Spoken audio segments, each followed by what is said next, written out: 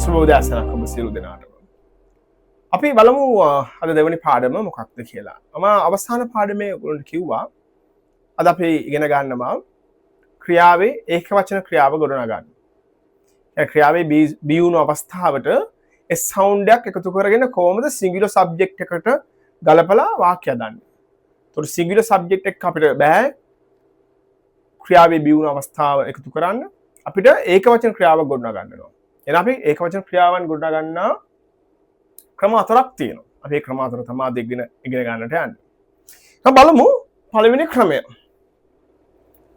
පළවෙනි ක්‍රමය අපිට කියනවා යම්කිසි ක්‍රියාවක් CH SH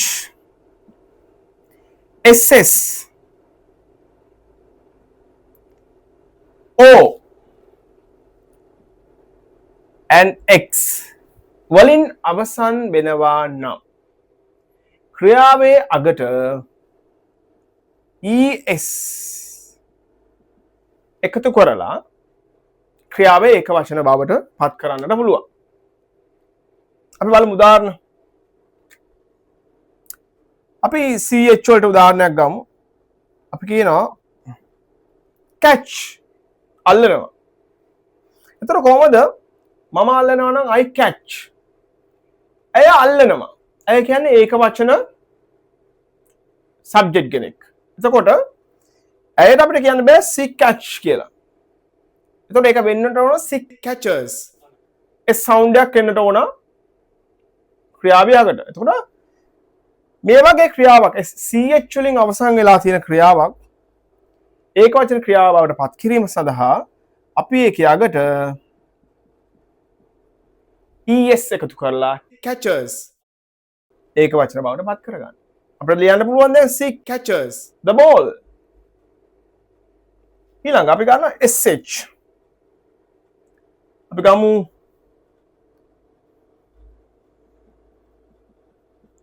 finish. finish ඉවර කරනවා අවසන් කරනවා. I finish මම ඉවර කරනවා. she finishes ඇය නම් finishes වෙනවා. she finishes. තොර ES අගර එකතු වෙලා තියෙනවා ඒක වචන වෙන්න. අපි උදාහරණයක් ගමු. discuss සාකච්ඡා කරනවා. මම සාකච්ඡා කරනවා. I discuss ක්‍රියාවේ වෙනසක් නැහැ. ඔහු සාකච්ඡා කරනවා. he discusses මොකද වෙන්නේ මේක SS වලින් ඉවර වෙලා තියෙනවා. SS වලින් ඉවර වුණා නම් අපි ES දාලාකට ඒක වචන ක්‍රියාවක් බවට අරව ගන්නවා. discusses I go මම යනවා. ඇය යනවා නම් she go කියන්නට බෑ. අපි she goes කියනවා. O වලින් ඉවර වෙලා නම් අපිට මේ රූල් එක පාවිච්චි කරලා අදා ගන්නට පුළුවන්. go කියන එක කෙනා goes වෙනවා. she goes. අවසාන උදාහරණය X. එතන මම කියනවා මම කලවම් කරනවා. I mix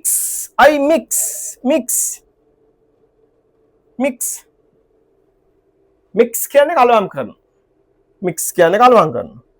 මම කලවම් කරනවා නම් I mix. ඇය කලවම් කරනවා නම් she mixes. ES දානවා අන්තිමට. she mixes. මේක තමයි පළවෙනි ක්‍රමය. පළවෙනි රූල් එක. okay number 1 රූල් එක තමයි මේ. මොකද්ද නම් යම්කිසි ක්‍රියාවක් CH SH SS O and X වලින් අවසන් වෙනවා නම් ඒ ක්‍රියාපදයේ අගට ES එකතු කර ඒක වචන ක්‍රියාවක් බවට පත් කරගන්න. ඒක තමයි පළවෙනි ක්‍රමය. be වුණු ක්‍රියාපදයක්. නැත්නම් ක්‍රියාපදයේ බේස් ෆෝම් එක ඒක වචන වලට අරව ගන්න පළවෙනි ක්‍රමය. right. අපි බලමු දැන් ක්‍රියාපදයක් ඒක වචන ක්‍රියාවකට අරවීමේදී භාවිතා කරන දෙවෙනි ක්‍රමය. සවුන්ඩ් එක කොහොමද එකතු කරගන්නේ කියන ක්‍රමයේදී දෙවෙනි ක්‍රමය අපි බලමු. right. දෙවෙනි ක්‍රමය. යම් කිසි ක්‍රියාවක් y අකුරෙන් අවසන් වී එයට ඉදිරියෙන් ඒ කියන්නේ y එකට ඉදිරියෙන් ගාත්‍රාක්ෂරයක් කියන්නේ කොන්සනන්ට් එකක් තිබ්බොත් කොන්සනන්ට් එකක් තිබ්බොත් ඒ කියන්නේ මොකක්ද කොන්සනන්ට් අපි ඉස්සලා ඇල්ෆබෙට් එක ඉගෙන ගත්තා ඒකද අපි ඉගෙන ගත්තා කොන්සනන්ට්ස් right a e i o u කියන වවල් අරුණකොට ඉතුරු ඔක්කොම කොන්සනන්ට්ස් තමයි ඇල්ෆබෙට් එකේ එතකොට එන වවල් අකුරක් අර ඉතුරු ඕනෑම අකුරක් ඉංග්‍රීසි ඇල්ෆබෙට් එකේ ඉතුරු ඕනෑම අකුරක් තිබ්බොත් ඒවට කියනවා කොන්සනන්ට්ස් කියලා. අපි කියනවා y එකකින් ක්‍රියාපදයක් අවසන් වෙලා ඊට ඉදිරියෙන් කොන්සනන්ට් එකක් තිබුණොත් මොනවද කරන්නේ? සවුන්ඩ් එකක් එකතු කරගන්න. මොනවද කරන්නේ? ඒ ක්‍රියාපදයේ එක වචන වලට හරවන්නට. අපි උදාහරණ බලමු. අපි ගන්නවා carry කියන්නේ ඔස්සවාගෙන යනවා කියන අදහස ගන්න පුළුවන්. okay මම ඔස්සවාගෙන යනවා I carry. ඒගොල්ලෝ ඔස්සවාගෙන යනවා they carry. right අපිට කොහොමද ඒක වචන කරන්නේ? මේ y වලින් අවසන් වෙලා තියෙනවා. ඒක ඉස්සරහ මොනවද තියෙන්නේ? r එකක් තියෙන්නේ. r කියන්නේ කොන්සනන්ට් එකක්. right එතකොට අපි y වලින් අවසන් වෙලා ඒ ඉදිරියෙන් කොන්සනන්ට් එකක් තියෙද්දි ඒ ක්‍රියාව ඒක වචන කරන්නට එකතු කරනවා y ඉවත් කරලා ies. මොකද කරන්නේ? මේ y කියන එක්කිනාව ඉවත් කරලා ies එකතු කරනවා වාක්‍යයේ ක්‍රියාපදයේ අගට. දැන් උදාහරණ carry කියන එකට මොකද වෙන්නේ? අපි දානවා y ඉවත් කරා ies දැම්මා. carry carries. I carry, she carries. They carry, he carries. මෙන්න මේමයි දෙවනි ක්‍රමය අපි අදන. අපි තව උදාහරණයක් ගමු. මේකට fly කියන්නේ ඉගිලෙනවා. fly f l y fly. එතකොට y වලින් ඉවර වෙලා තියෙන්නේ මේ ක්‍රියාපදය. ඊට ඉස්සරහින් තියෙනවා l කියන කොන්සනන්ට් එක. එතකොට මොකද කරන්නේ? y ඉවත් කරලා ඒකට එකතු කරනවා ies flies. I fly මම ඉගිලෙනවා. ඇයි ඉගිලෙනවා? she flies. right. තව එකක් අපි කියමු. cry කියන්නේ අඬනවා. මම ඇඬුවොත් I cry. ඇඬුවොත් y ඉවත් කරලා අපි දානවා ies she cries. તો මොකද මේ y වලින් ඉවර වෙලා ඊට ඉස්සරහ r කියන කොන්සනන්ට් එක තිබ්බා. ඒකයි y ඉවත් කරලා අපි දාන්නේ. දෙවෙනි ක්‍රමය කියන්නේ මොකක්ද එනම් යම් කිසි ක්‍රියාවක් y වලින් අවසන් වෙනවා නම් ඊට ඉදිරියෙන් කොන්සනන්ට් එකක් තියෙනවා නම් y ඉවත් කර ies එකතු කිරීමෙන් ඒක වචන ක්‍රියාපදයේ ගොඩනගාගත හැක. අපි බලමු එනම් ක්‍රියාපදයක් ඒක වචන කරවීමේ තුන්වන ක්‍රමය. කොහොමද සවුන්ඩ් එකක් එකතු කරලා ක්‍රියාපදයක් ඒක වචන වලට අරවගන්නේ කියලා. තුන්වන ක්‍රමය තමයි number 3. ඒකෙත් යම් කිසි ක්‍රියාපදයක් y වලින් අවසන් වී ඊට ඉදිරියෙන් මොනවද පුතා තියෙන ඊට ඉදිරියෙන් මේ පාර වවල් ලෙටර් එකක් ඉස්සෙල්ලා තිබුණේ කොන්සනන්ට් එක. තුන්වෙනි ක්‍රමේ කියනවා යම් කිසි ක්‍රියාවක් y වලින් අවසන් වී ඊට ඉදිරියෙන් වවල් ලෙටර් එකක් වවල් අකුරක් ස්වරාක්ෂරයක් නැත්නම් ප්‍රාණාක්ෂරයක් කියලා කියන සිංහලෙන් y වල ඉස්සරහා වවල් එකක් තියෙනවා. ඔයගොල්ලෝ දන්නා වවල් මොනවද? a e i o u. right. තන මේ එකක් තියෙනවා නම් මොකද කරන්නේ මේ වෙලාවේදී? y ඉවත් නොකර නිකන් s එකක් පමණක් අවසානයේ එකතු කරලා තබන්න. උදාහරණ බලන්න. කියනවට කියනවා say. say කියන්නේ කියනවා මම කියනවා I say. ඒගොල්ලෝ කියනවා they say. අපි ඒක වචන ක්‍රියාවට යනකොට මොකද කරන්නේ? say එහෙමමයි y ඉවත් කරන්නේ නැහැ. මොකද ඉස්සරහා මොකද තියෙන්නේ මෙතන? ඒ කියන වවල් එක. එහෙනම් නිකන් s එකක් දාලා අපි ඒක වචන ක්‍රියාව බවට පත් කරනවා. say says. ඒ වගේම තමයි pay ගෙවනවා. p a y pay y එක ඉස්සරහින් තියෙනවා a vowel sound එක vowel letter එකක් actually. එහෙනම් අපි බලමු pay I pay මම ගෙවනවා. ඒ ගෙවනවා නම් she pays p a y නිකන් s එකක් විතරක් දානවා. y එක එහෙමම තියලා s එකක් දානවා pays. අපි කියනවා කීකරු වෙනවා. I obey මම කීකරු වෙනවා. obey a b e y y වලින් ඉවර වෙලා තියෙන නමුත් මොකද e කියන vowel එක තියෙනවා. e කියන vowel එක තියෙනවා. එහෙනම් මෙතනදී ක්‍රියාවේක වචනයට අරවන්නට අපි y එහෙමම තියලා නිකන් s එකක් පමණක් අවසානට එකතු කළා. obeys obeys. අපි තව එකක් ගමු. බලන්න මේක. betray පාවා දෙනවා. මම පාවා දෙනවා. I betray y වලින් ඉවර වෙලා ඉස්සරහ මොකක්ද තියෙන vowel letter එකක්.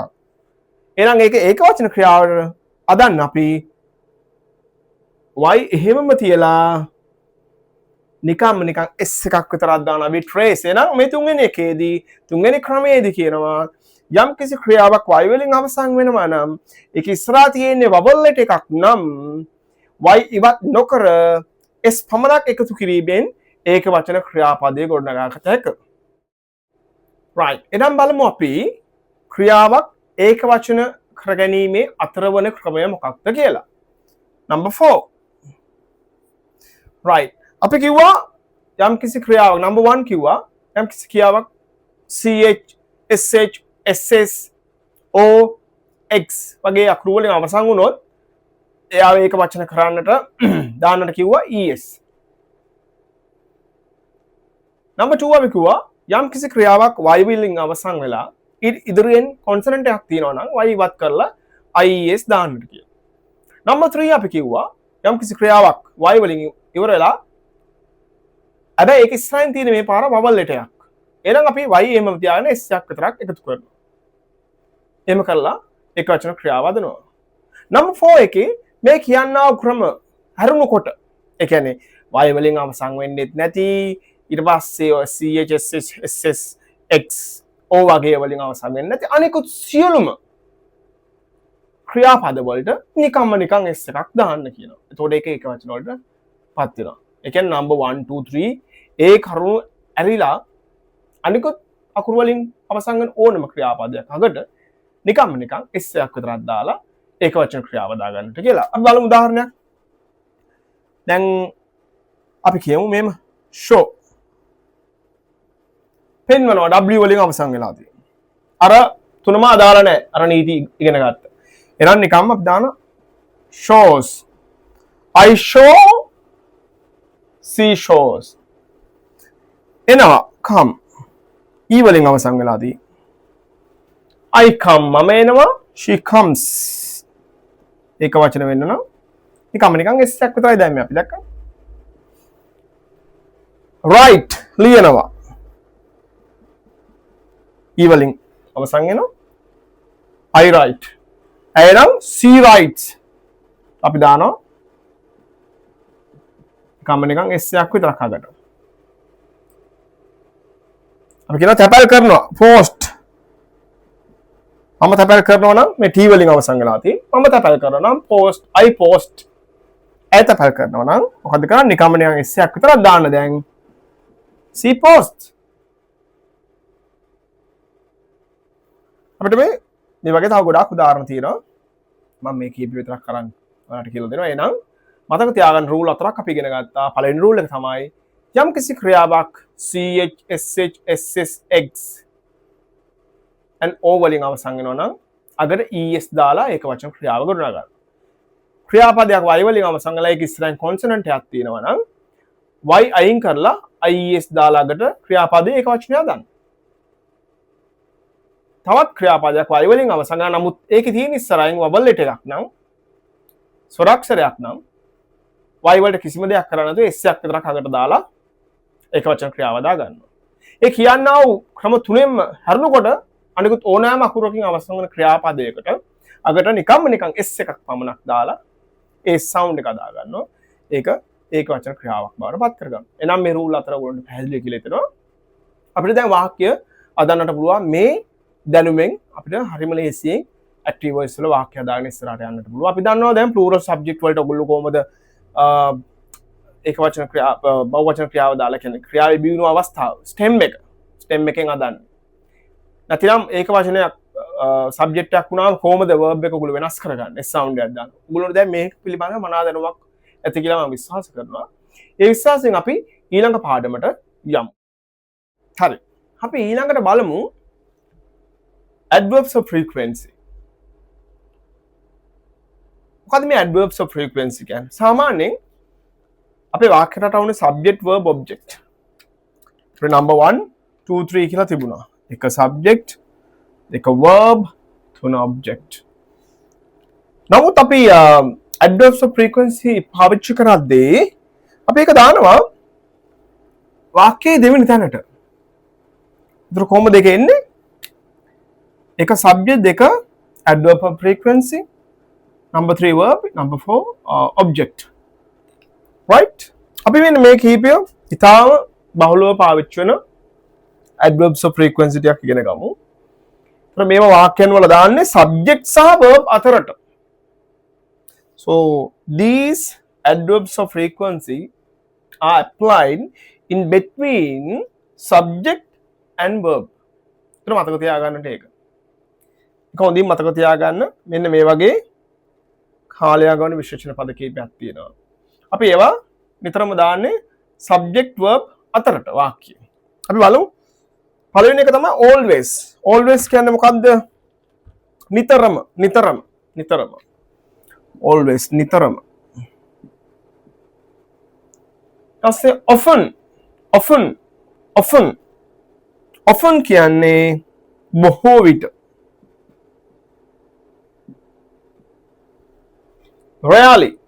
rarely කියන්නේ කලාතුරකින්.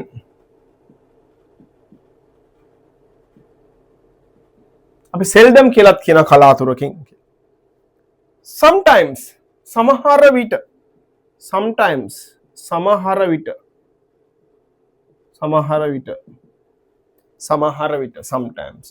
අපි මේ වගේ වාක්‍ය ලස්සන කරන්න මේ වගේ adverbs of frequency භාවිතා කරනවා. අපි කරන වාර ගණන කොහොමද කරන්නේ? කොච්චර නිතරම කරනවද? බොහෝ විට කරනවද? භාග වේලාවකට කරනවද? කලාතුරකින් කරනවද කියන මේක කරන frequency එක පෙන්වන්න භාවිතා කරන වචන තමයි මේ තියෙන්නේ. ඒවට අපි කියන adverbs of frequency. මේව නිතරම කතා කරද්දී නිතරම වාක්‍ය දාද්දී අපිට ඕන වෙනවා. ඒකයි පොඩ්ඩක් මුලින්ම මේක ඉගෙනගෙන ඉස්සරහට යන්න. ඉස්සරහට අපි යනවා ඉගෙන ගන්නවා adverbs කියන්නේ මොකක්ද? adjectives කියන්නේ මොකක්ද? අපි parts of speech ඉගෙන ගන්න. ඊට අමතරව තවත් ගොඩාක් දේවල් අපි ඉගෙන ගන්නවා.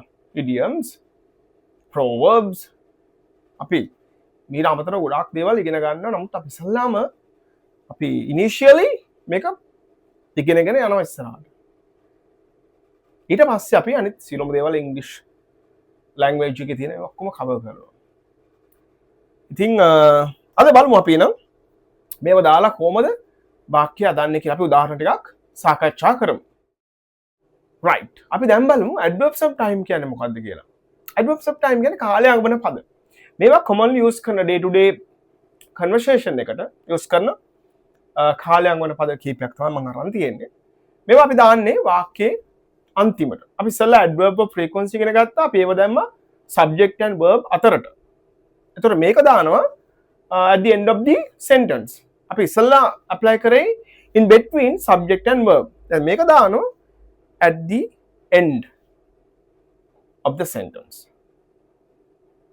එතකොට මේකේ රටාව තමයි subject, adverb of frequency, verb, object and adverb of time. කාලයංගන පදේ. මම මේකට t කියලා නිකන් දානවා. at කියලා දැම්මත්. ඒ නිකන් t කියලා රටාවේදී ඔයගොල්ලන්ට ස්ට්‍රක්චර් එකේදී මම පාසු වෙන්න දාලා පෙන්නනවා. එතකොට අපිට ඒක බේස් කරන් වාක්‍ය දාන්න ඉස්සරහට යන්න පුළුවන්. හරි.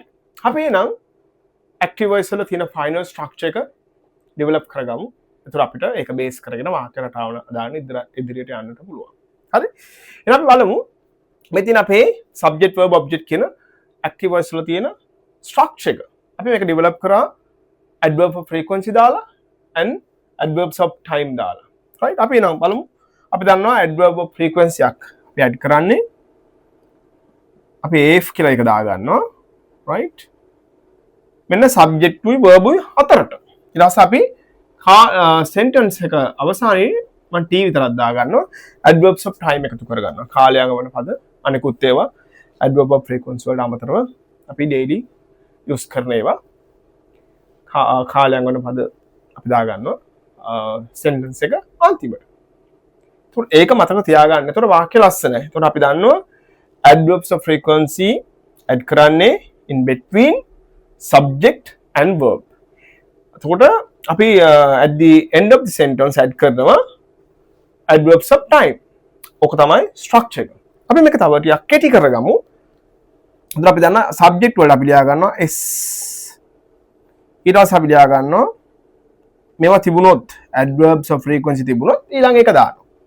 ඊට පස්සේ verb එක දාගන්නවා අපි ඊට පස්සේ object එක දාගන්නවා ඒක o කියලා දාගන්නවා ඊට පස්සේ adverbs of time අන් t විතරයි ඉස්සෙල්ලා දැම්මේ ඒ t ම දාගමු අපේකට ලේසිනේ හරි මෙන්න මේක තමයි අපි බේස් කරගන්න ස්ට්‍රක්චර් එක ඉස්සරහට වාක්‍ය හදන්න right හරි ලේසි ඔයගොල්ලෝ වාක්‍ය එක්සැම්පල්ස් හදාගෙන යනකොට තේරෙයි හරිම ලේසි මේ දෙක මේ ස්ට්‍රක්චර් එක බේස් වෙලා යන්න adverb of frequency ඔයාලා කතා කරන විදිය ලියන විදියට ඉතින් ඔයාලා ලියද්දි adverb of frequency එකක් නැති වෙන්නත් පුළුවන් කාලයන් වන පදයක් නැති වෙන්නත් පුළුවන් අන්තිම ප්‍රධානම දේ තමයි subject verb object ඒ තුන මේ පිළිවෙලට තියෙන්නට ඕන ඊට අමතරව මේ වගේ තිබුණොත් වාක්‍ය ඒවා ඇප්ලයි කරන්නට ඕනේ මේ තැන් වලට හරි එහෙනම් අපි active voice වල පළවෙනි කාලයට යන් මේ ගත්ත මූලික දැනුමත් එක්ක අපි යනවා active voice වල අපි කිව්වා tenses 12ක් තියෙනවා passive voice වල tenses 8ක් තියෙනවා දැන් අපි පටන් ගන්න යන්නේ active voice මාතෘකාව යටතේ තියෙන පළවෙනි tenses එක. ඒක තමයි ඊළඟ පාඩම විදියට අපි කරන්නේ. එහෙනම් ඊළඟ පාඩමෙන් හම් වෙනකම් ඔබ සැමට සුබ දවසක්. We'll see you in my next video.